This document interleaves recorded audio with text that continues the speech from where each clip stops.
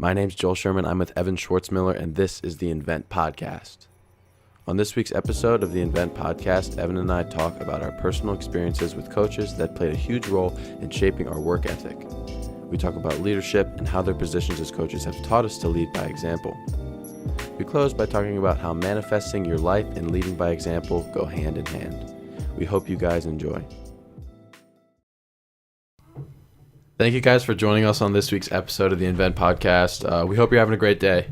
If you're already taking the time to step back today, we want you to use this episode as a little bit of a reminder. Maybe pause the podcast and take a 3 to 10 mindful breaths before you come back. So, how you doing, Evan? I'm doing really good today. Really excited for the pod today. Yeah, it's a beautiful day where we're from. We're just taking some time to reflect. We're truly blessed to be able to, just come on the podcast and talk about it, and just with everything else going on. So today we're going to be talking about manifesting and leading by example, and we want to showcase those ideas through our personal experiences with some of the coaches we've had that have impacted us in deep and meaningful ways. Yeah, so just some background. On a few of our runs, we've talked about our running past and stuff, and we've brought up a lot of our coaches, and we really realized that a lot of them played a huge role in making, cultivating this this desire to get better at things, to be passionate about things.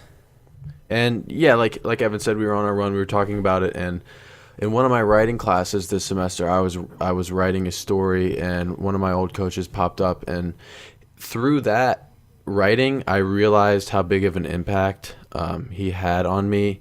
And so I'm actually just gonna go ahead and tell the story. I had this guy. He was my JV soccer coach in high school. His name was Coach Woolley. He was this super intense guy. He had this big beard, and his head was shaved. And he had a small but very muscular frame. And he talked about running these extreme distances and stuff like that. And going into my freshman year, I was overweight. And there's a lot of things I could talk about being an overweight athlete, but that's a whole separate story. So I just want to get in.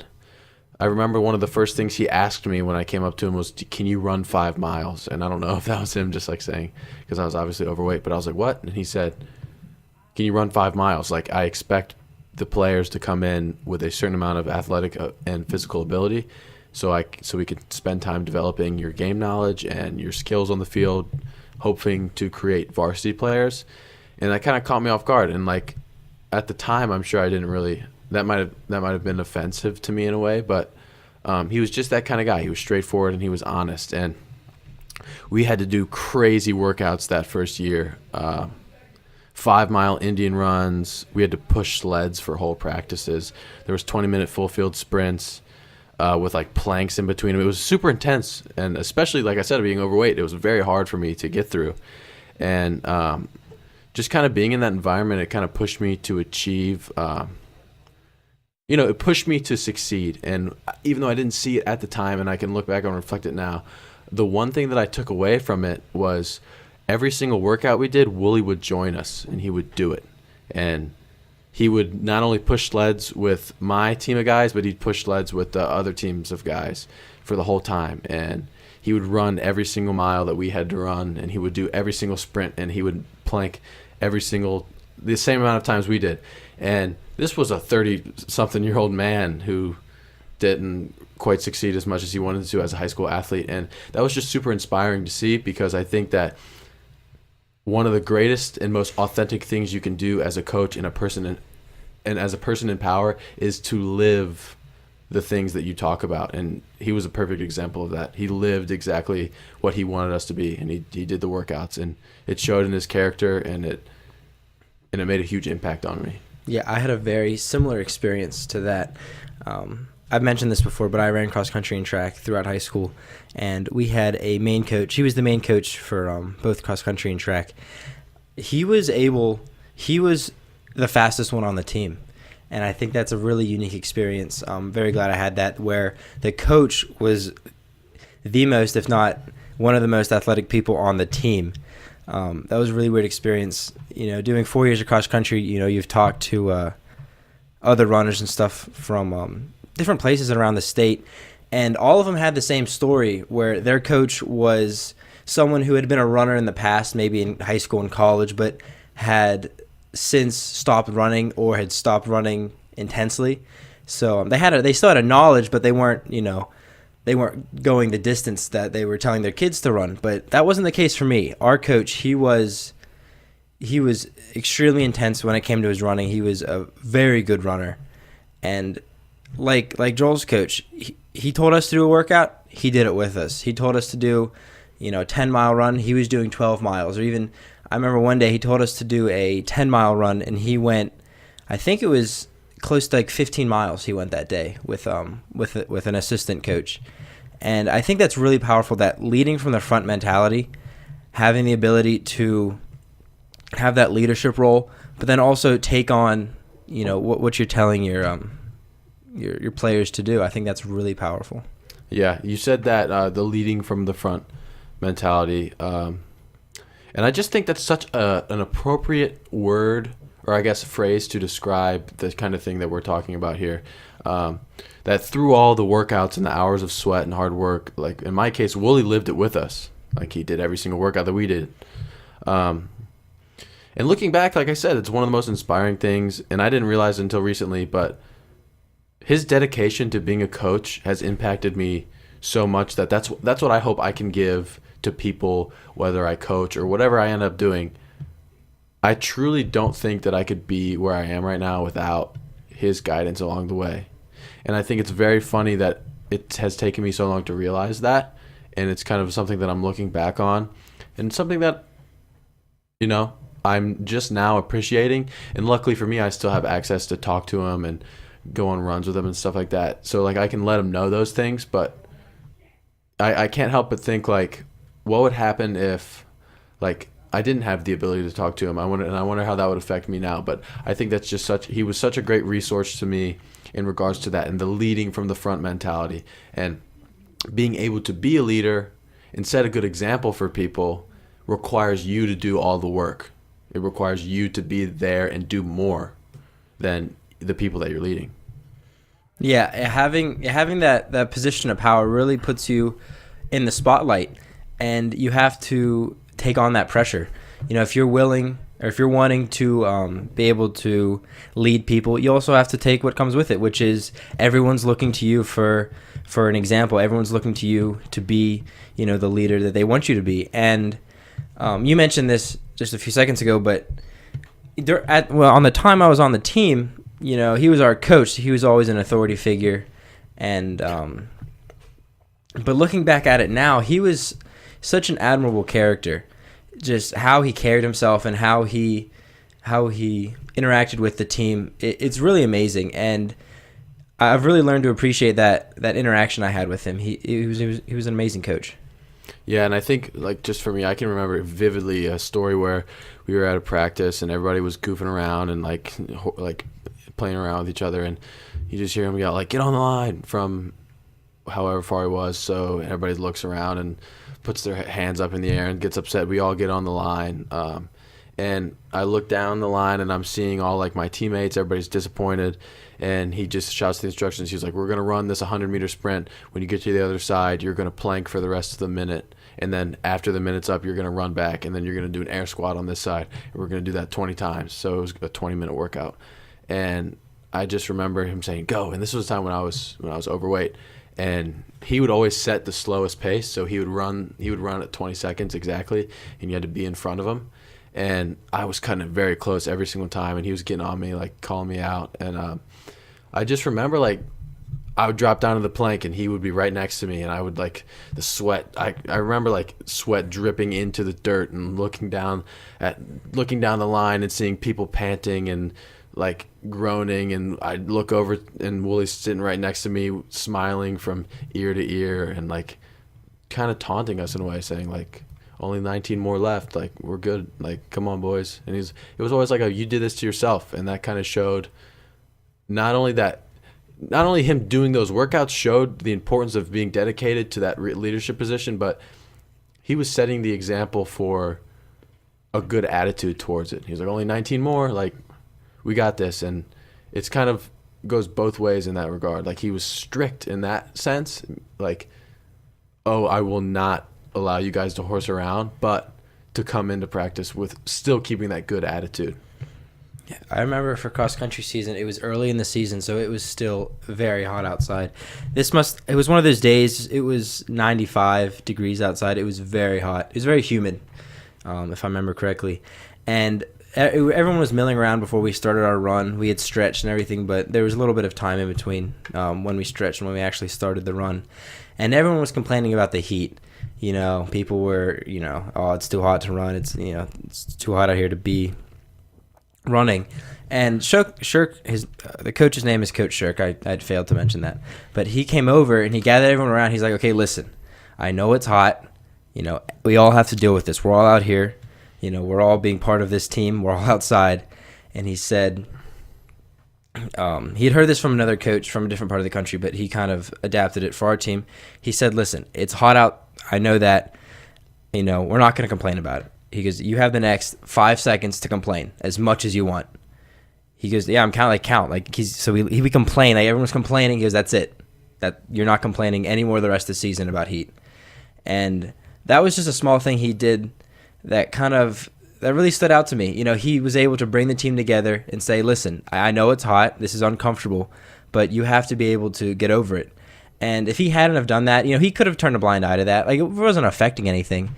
He could have turned a blind eye to that, and we would have just complained the rest of practice. We still would have ran, but he had the knowledge and, I guess, the character to bring us together and say, hey, we're not going to complain about this. This is something we all have to deal with. Mm-hmm. And that was really admirable. And I think that that kind of brings in the same thing that Wooly did for me with that double meaning there, because by punishing future complaints and setting that tone for, hey, I'm the coach and you will listen to me, but also showing that good mentality, like guys, I know it's hot, like this is an excuse, but it doesn't mean it can stop you from doing this. Like, this is something that makes this harder, but like, good, you know what I mean? Mm-hmm. Like, we'll get better. We'll be fine. You're not going to die. We're going to be okay. And it's just kind of like bringing that joyful mentality, but also being the coach and being able to put down your fist and say, this is how this is, and mm-hmm. this is how it's going to be. And if you don't like it, sorry. Yeah, that's the exact experience I had. He was an amazing coach, all around. And at the same time, he let us have fun. He knew, we were a really close-knit team. We knew each other really well. So we wanted to have fun, and he let us do that. He let us, have fun sometimes. And it was that it was that balancing act that I think he did really well, where we knew he was the coach, and we knew when we were at practice, we were there to run and to get better at running. But at the same time, we were allowed to have fun. We were allowed to, have social interaction during this time, because running is different from a lot of other sports, because when you're running, you can't talk, unless you're doing some kind of workout that's extremely intense and short. You can talk on a run. Even if it's a harder run, you can still have a conversation with someone. And I don't know, he was just a really good coach all around. I think kind of branching away from this and talking more about how that's kind of showed us how to be a leader. They were setting good examples for us to be leaders, not only as coaches, but in life with projects and other things, taking up and stepping up to be that leader. And the one thing that stuck out to me the most is that they show me that if you're in a leadership position, you can't ever give up and you can't give in. And a buddy of mine back home, I forget who the original quote was by, but it's, if you give in once, you give in twice. And that kind of like brings up this idea of being in this leader position. If you've got guys that look up to you in sports or in the project or whatever avenue in life, you can't give in or give up because you're setting an example for them. And if they see you give up once, they're going to say, oh, okay, maybe I can, it's okay to give up here. And being able to understand that that's your role and you can't fail because you have other guys or other people who are looking to you, and their work ethic, I guess, in a way, is on the line, is it might add a little bit of pressure, but personally, I think it's a huge motivator. I think if I know I can't ever give up for someone else's sake, it makes me go even harder. And I think that, especially running with you, Evan, it's made me go harder because if I fail to train, I won't be at the finish line with you when we do the 50-mile race in November. And if I don't get up every day and get my workout in and get the distance of my running in that I need, then we're not going to be able to finish that race. Yeah, that is really huge. Having that desire and that knowledge to know that, hey, I need to do what I need to do in order to maintain this leadership position. I think I've heard this a lot, but I think it's a big misconception that there are. I mean, you hear the term natural born leader, and I agree that there are people who can naturally draw people to them and who can naturally lead, but everyone can do this. You don't have to be a high school coach, high school cross country coach or soccer coach to do this. You can, in any, like you said, any avenue of life, you have the ability to take on some of these traits, to be able to be a leader. And I think that's really important. We don't have to be in a quote unquote leadership position to exemplify a lot of these things. You can be working your 9-to-5 job and still be able to do this. And I think that it also, another example of that is a different kind of look at it, is like our relationship with each other. We're very good friends, and my example about how, like, if I fail to train, I won't be at the finish line with you. I by no means am leading you, but I draw inspiration from you, and I hope that you would draw inspiration from me in certain aspects. And I think that this kind of goes back to our relationships episode. I believe that was episode 5 or 6. But it's kind of the line of where the leadership starts and ends is very, very hard to see, I think. So being a leader isn't just being in a position of power. It's also trying to set your best example of yourself for others to look up to, whether you are ahead of them or not. Yeah, we did touch on this in a few episodes ago, but as a coach, as a leader, you're someone who can pass on information, pass on that knowledge. And I know my coach, he did that really well. Like I said, he was an excellent runner, even when he was a coach. He was able to pass on that information to the players on the team, and that's hard to do. It's one thing to be skilled, but it's another thing to be able to pass on that skill. And for something, running is relatively simple. It's not like football or even like soccer where there's a lot of nuance to it. I mean, there is a little bit, but not to the same extent. But even then, he was able to pass on knowledge that I don't think I could have gained just running.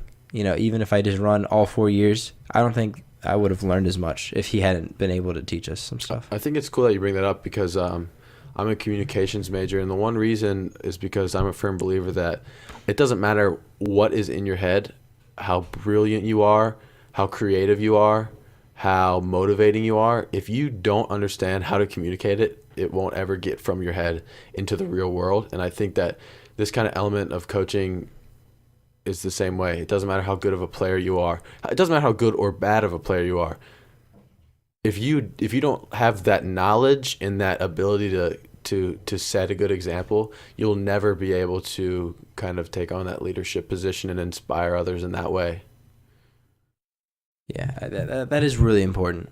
And I had another coach. He was the assistant coach for cross country, and he was kind of a latecomer to running. He was he had started running. I think it was maybe like, I don't really remember, but I think it was like 5 years before I got there.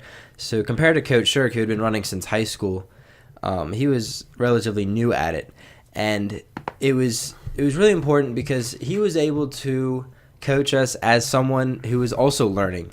He was going through a lot of the same stuff that we were going through when it came to running.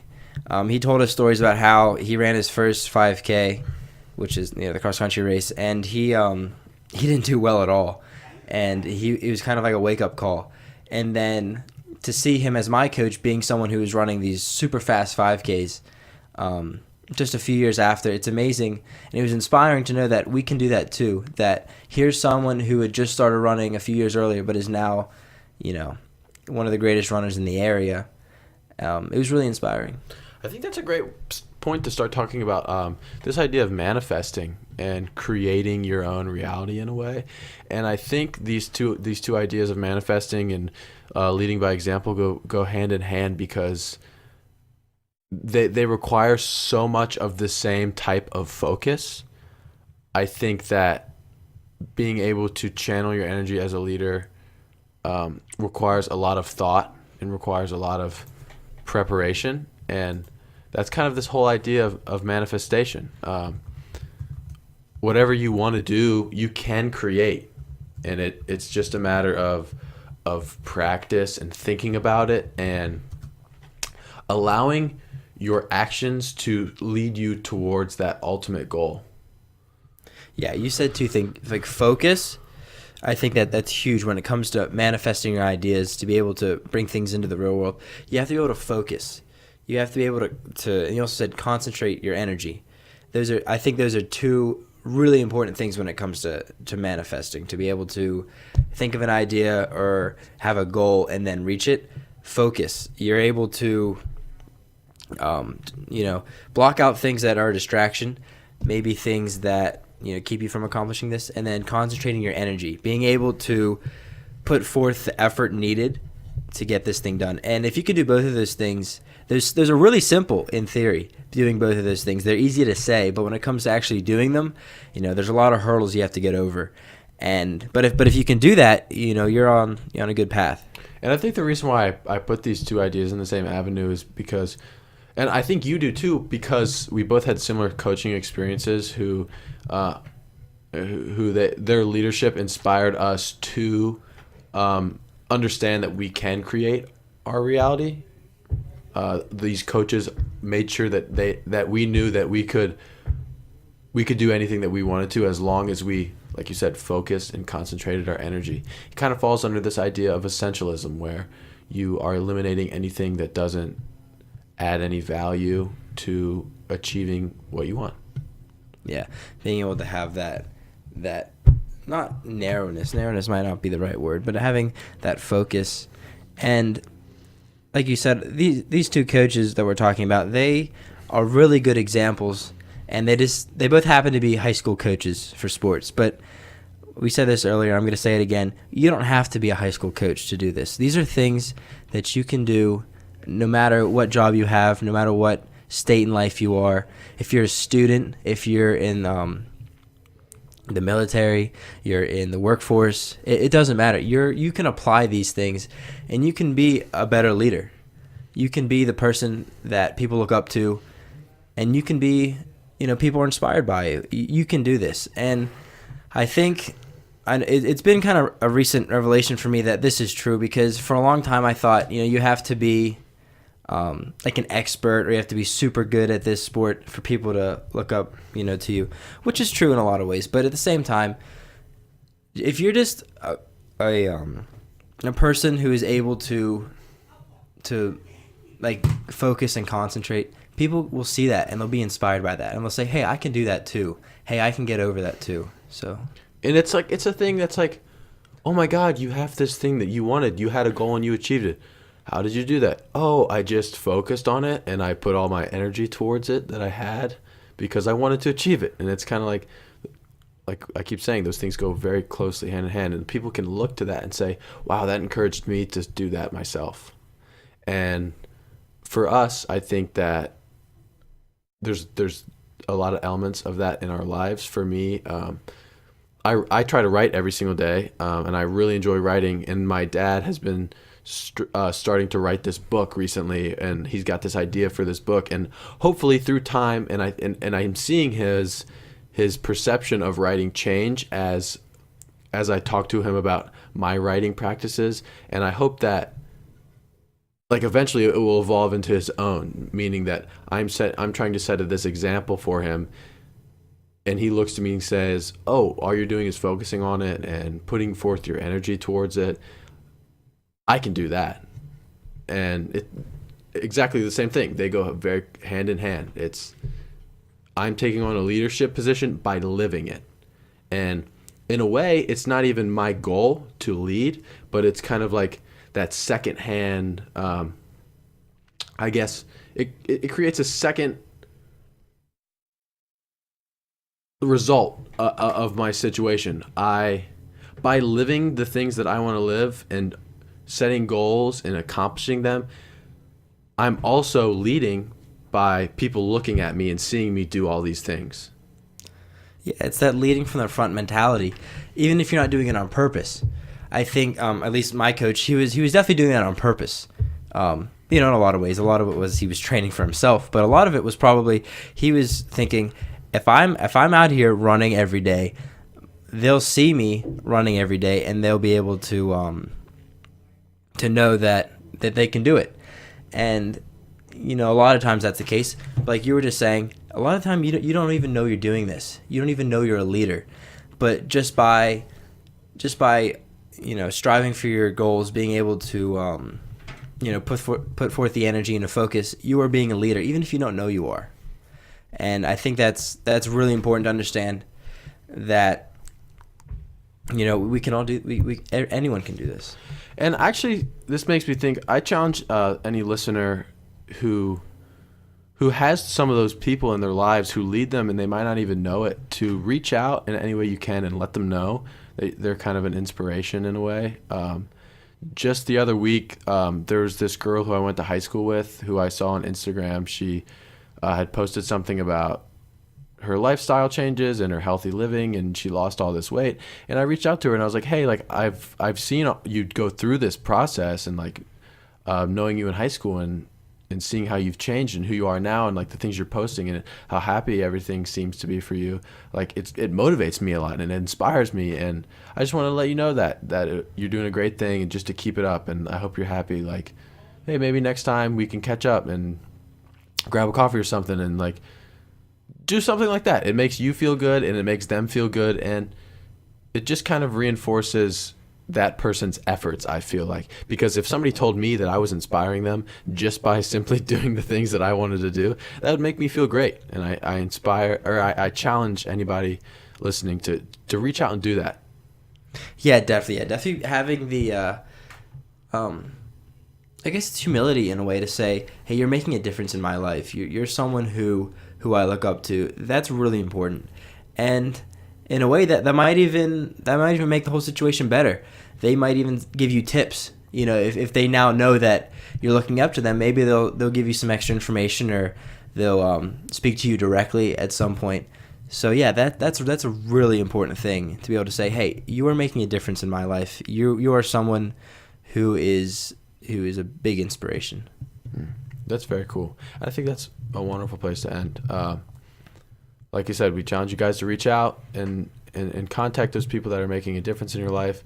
I know that is something that I have in mind now, and I will do more of, because it definitely makes me feel good, and hopefully the person that I'm letting know feel good. Thank you guys so much for watching. If you enjoyed, please consider subscribing on whatever platform you are listening. We ask you guys to reach out to those who are making a difference in your life and let them know.